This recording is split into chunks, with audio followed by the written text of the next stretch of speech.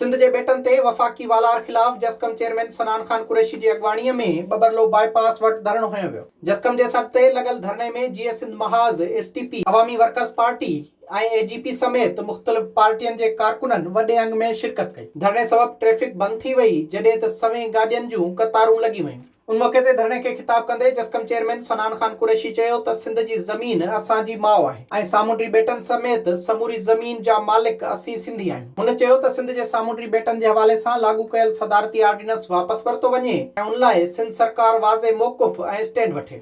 उन मौक़े ते धरणे खे ख़िताब कंदे डॉक्टर नियाज़ कालानी चयो त बेटनि मथां कब्ज़े ख़िलाफ़ समूरी सिंध गॾु थी साबित कयो आहे त सिंध जे क़ौमी इशूज़ ते समूरियूं धुरियूं गॾु आहिनि। धरणे खे जसकम जे वाइस चेयरमैन अमजद खान महसर, अतहर सुमरो, दीदार शाम, सरवर खुश्क, नायाब सरकश ऐं ॿियनि पिणु ख़िताब कयो। विज़िट कयो अवामी आवाज़ मीडिया ग्रुप जी वेबसाइट awamiawaz.pk